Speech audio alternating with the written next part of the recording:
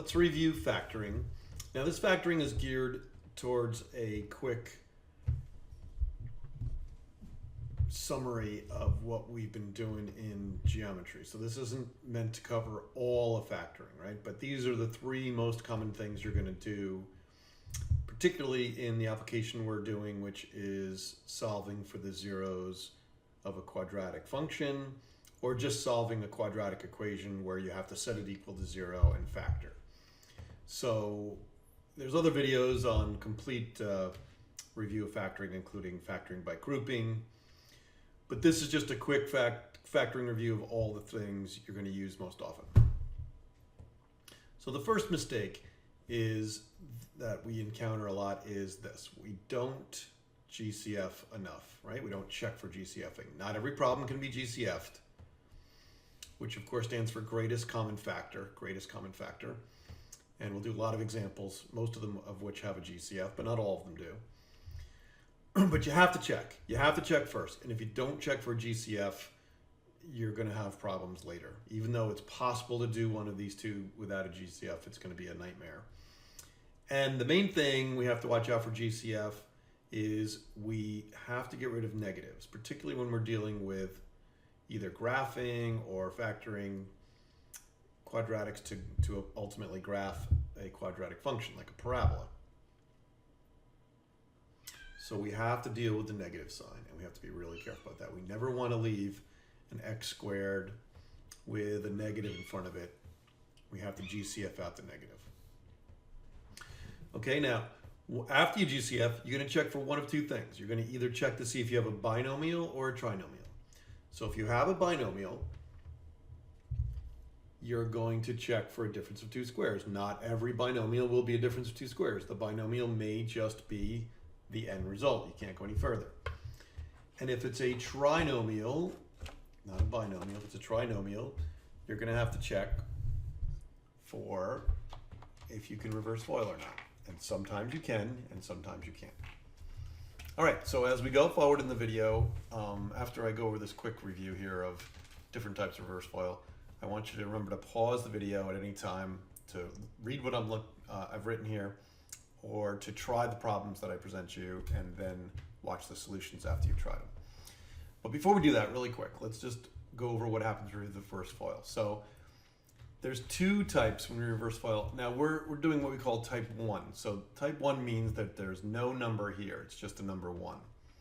Okay, I'm not going to do type 2 just because it's out of scope of this video. You can watch some videos on type 2, but I just want to get us through the basics and get this foundation strong before we do that. So all of these are what we call type 1. So you don't have to deal with worrying about a number in front of x squared other than negative. We're going to have a negative sign. In fact, if you see a number in front of the x squared in this exercise, that means there's definitely a GCF. But that's not always true.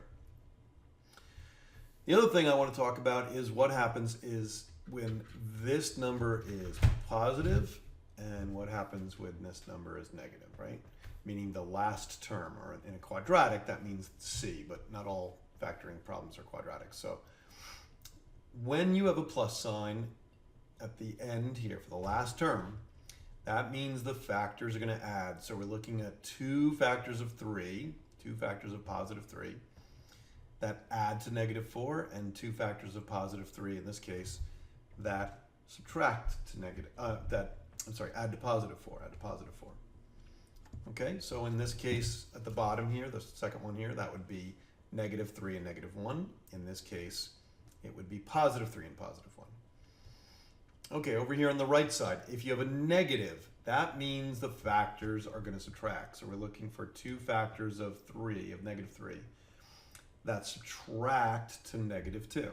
Okay, and because this is a negative sign here, that means, excuse me, you're going to have opposite signs, right, when you factor. And here, same thing, except it's going to subtract to 2. So two factors of negative 3 would be 3 and 1, but one of them would have to be negative. So in this case, it's going to be negative. In this case, it's going to be positive. All right. So real quick, we'll do that. So we'll just take a look at this one. So we'll take a look right here. And we'll rewrite it. Okay, so I'm going to set up my factoring like this. First of all, I'm going to check for a GCF. There is none. So then I go to step 2, which is reverse FOIL. And I'm looking at a -3, so that's 2 factors. I know they're going to be 3 and 1. And of course, this is going to be x and x because it's what we call type 1. And then I have to decide what's going to be more negative, right? Well, because they're going to subtract to -2. So that means it's going to look like this. Why? Because when we do the outers and the inners is going to give me a plus 1x. And the outers is going to give me a minus 3x, right? So that means you're going to get -2x. If I had reversed it, right? If I had reversed it. So if this had been negative and this had been positive, okay, then you would have gotten a -1x and a positive 3x here. Red, yellow, positive 3x. And that would give me a positive 2x. So that doesn't work. All right, so use this little chart here to help you. You can come back to this part of the video and use the chart here to help you. All right, so let's go to the first one. Now again, try these problems. Pause the video right now. Try this problem. Try to factor it using the methods in the previous table, and then watch the video after you've done the problem. Okay, so let's factor h of t. Notice we're going to use different function names just so you're used to it. So it's not always y and x. So is there a GCF? Well, there's a negative sign, so that counts. There's no other number here, so there's not a 2, right? There's not a 2, so I don't have to worry about GCFing out some other number. It's just a negative. And I have to make sure also that there's not another t. So for example, if there was a t here, then I'd have to worry about that, right? I'd have to worry about GCFing on a t, but there's not. And there's not any numbers. There's not any numbers, right? In front of the t squared, so I don't have to worry about that. But there is a negative, so we always have to GCF out a negative. So to GCF out a negative number, we just go like this, and then we open this. And the main thing I want to talk about with GCF that a lot of you forget, my students forget, is if you're going to GCF out anything, negative in this case, it's really -1 or 2 or 2t. If you had a trinomial, that means 3 terms, right? Just in case, let's review that briefly. So if you had a trinomial, so that's 1 term, 2 terms, 3 terms, 3 separate terms, then you're going to get 3 separate terms here. You have to. Okay? Don't all of a sudden have this change to a binomial. And the way you do it is you say to yourself, -1, that's this, negative times what, whatever goes in this first green dot, equals -t squared. Well, that's t squared. And you double check it, distribute. Negative times t squared is -t squared. For the next term, negative times what gives me -2t. So it's positive 2t. And -3. It's real easy. There's a general little rule here, right? That if this is just -1, then all you do is change the signs. Otherwise, it stays the same. And that's very easy. Okay, that's the GCF, right? So this is step 1, GCF. Step 2, is it a trinomial or a binomial? It's a trinomial, so we're going to try to reverse FOIL. Right? We leave the negative, and then we break this trinomial, or try to break this trinomial, into 2 binomials. And we're going to reverse FOIL. So again, there's the negative sign. So that means 2 factors of 3. Well, that's a prime number, so we only have these choices. So 2 factors of 3 that subtract to positive 2. So that means this is positive and this is negative because the inners will be 3x, positive 3x, and the outers will be minus x. So always double check. So it's 3x minus 1x, and that is 2x, except it's t, not x, so I apologize. So just real quick, just change these quick to t. Okay, and it works. So the final answer is negative, open parentheses, t plus 3, close parentheses, open parentheses, t minus 1. Now, if, I'm not going to do any of the rest of these like this, but if we were solving a quadratic to graph it and we were trying to, a parabola, and we wanted to set it equal to 0, right, then the next step would be to solve. But we're not doing that. We're just practicing factoring. But just so you know why we factor, right? It's because a lot of times we want to set this equal to 0, and then we say, oh, t equals -3, and t equals positive 1. And these are what we call the zeros of these functions, right? And that's one of the main reasons why we factor. But I'm not going to do that for every problem. That's just a reminder of why we factor and what you would do next if this problem had been find the zeros, right? So if somebody asked you to find the zeros or the roots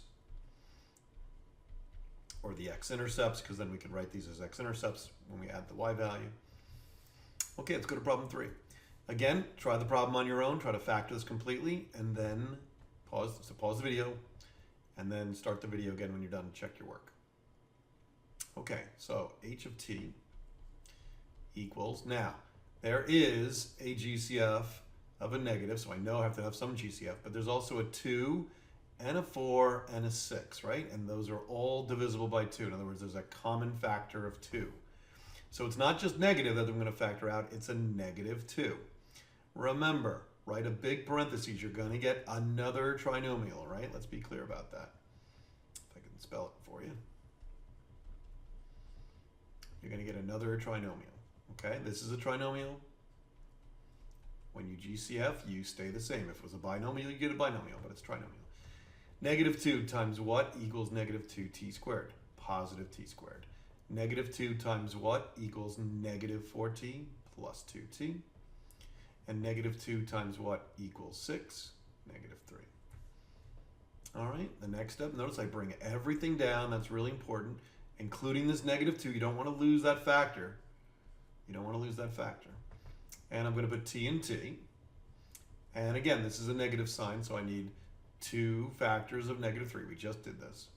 That add to 2. So it's going to be t minus 3 and t plus 1. Okay, problem 4. Let's go to problem 4. Pause the video, try this problem, and see where you get. Okay, so f of x. This is a binomial, okay? It does have a GCF. There's no number here, but there's a negative sign, right? So I gotta always get rid of the negative sign in front of the x squared term. In front of the x squared term. Doesn't matter if this is positive or negative, but in front of the x squared term. So there's definitely gonna be negative 1, but I gotta check my variables too. And if you notice in this problem, there are x's in both terms, right? Not an x squared. There's a squared here, but there's only a 1 here, right? So that's not gonna be, there's not gonna be squared, but there's gonna be 1 x in both of them. So I have to do that and the negative sign. So my GCF is negative x. Open up parentheses. Now I had a binomial. This is a binomial, 2 terms. So when you go to GCF, you're going to end up with a binomial. So negative x times what gives me negative x squared? X. Negative x times what gives me negative 2x? Positive 2. Now, some people like to keep going, right? Try to do difference 2 squares. Notice this does not have an exponent, right? It's not squared. So there's nothing you can do. If it's x plus 2 like this, we're done. There's nothing you can do. And that's the final answer right here. So that's f of x factored. Okay, let's go on to 5. Try the problem, pause the video. When you're done with the problem, start the video again. Okay, we're going to try to GCF. There's no negative sign and there's no number in front of t squared. So, and by the way, this should have been t, not x, sorry. So I'm just going to look. There is another t here, but there's no t, right? There's no t. So I'm not going to make t my GCF. And there's no number, not like there's a 2 here or something, right? There's not that. So there's no number there.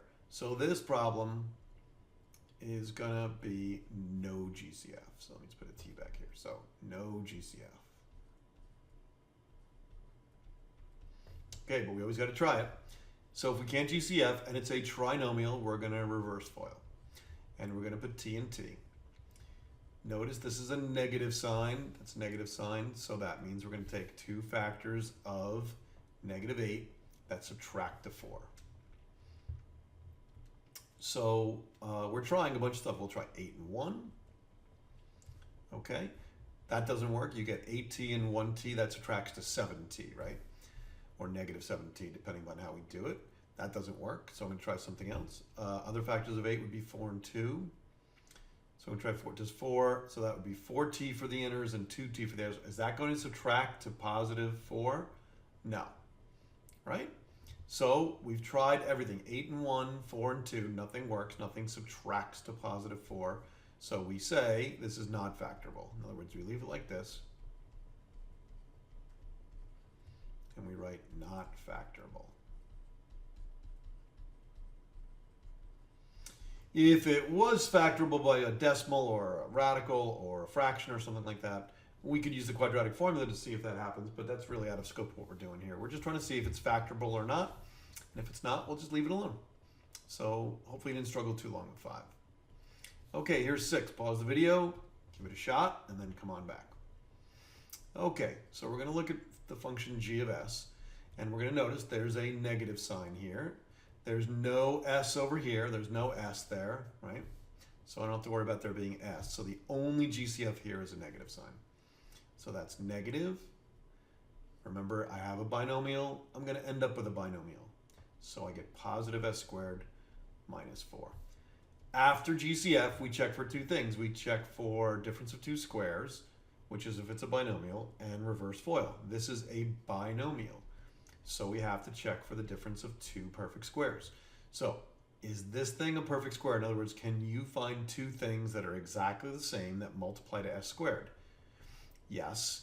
Is it a difference? Right? Yes, it's a difference of 2 squares. And is this a perfect square? In other words, can you think of 2 numbers identical that multiply to 4? And the answer is yes for all 3. So this is a difference of 2 squares problem. Don't forget, bring everything down. Bring your negative sign down, very important. And then break this into 2 binomials, right? And a difference of 2 squares is perfect. It's every single time it's easy. You just put s and s, or x and x, or whatever it is. You put the square root of 4, which is 2. So the square root of s squared is s. The square root of 4 is 2. And you simply go plus minus, or minus plus, doesn't matter. All right, and if you FOIL it back, you'll see that the inners and outers cancel. They become 0. So that's why there's no middle term here. Difference of 2 squares. Let's go on to 7. Okay, try the problem, pause the video, and come back when you're done. Okay, let's factor I of x. So, is there GCF? Is there a number that's a factor of both of these? Is there a greatest common factor of 18 and 8? And the answer is yes, right? So it's going to be 4. I'm sorry, not 4, 2. It's going to be 2. And there's no x term here. There's no x term here, right? There's no x. If there was an x here, that'd be just one thing, but there's not. There's no x there. So the only GCF is a 2. And this would be 9x squared minus 4. Okay, now that's a binomial, so we're not going to try to reverse FOIL it, but we are going to see if it's a difference of 2 squares. So, is this thing a perfect square? Meaning, can you think of 2 things multiplied together that equal this? And the answer is yes. It's 3x and 3x. Okay, is it a difference? Is this a difference? Is that subtracted? Yes, because if that's positive, forget it. All bets are off. And finally, is that a perfect square? And the answer is yes. Okay. So take the square root of both sides. Of that number 4, which is 2 and 2, and simply make it plus and minus.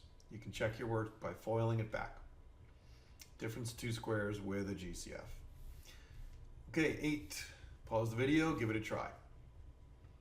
Okay, y equals GCF of 4. There's no x there. Don't put an x there. So I don't have to worry about it being an x, just a 4. Okay, now this is a binomial, so we have to see if it's a difference of 2 squares. So is this a perfect square? Yes, it is. X and x, right? Is this a perfect square? 1. Yes, it is. 1 and 1. Is this a minus sign? Is it a difference of 2 squares, right? Is it a difference of 2 squares? The answer is no. Okay, well then all bets are off, and you just simply say it can't be factored any further. It is factorable because it had a GCF, but that's it. So this is it, right? So this was GCF, and then nothing else. Okay, finally, number 9, try this problem, pause the video, see what happens. Okay, is there a GCF here? The answer is no, but we always check. That's a 1. There's no x term back here, so it's just no GCF. And then I'm going to put x and x, try to reverse FOIL. It's a trinomial. 2 factors of 3. Well, my only choices are 3 and 1, and they have to add to 4. and that works out perfectly. Okay, double check. 1x and 3x, right? 1x plus 3x is 4x, and it works. Okay, so that's a quick review of GCF, reverse foiling, difference of two squares, and hopefully after this video, don't forget to try at kudasoftware.com. There's worksheets with solutions, KUTA.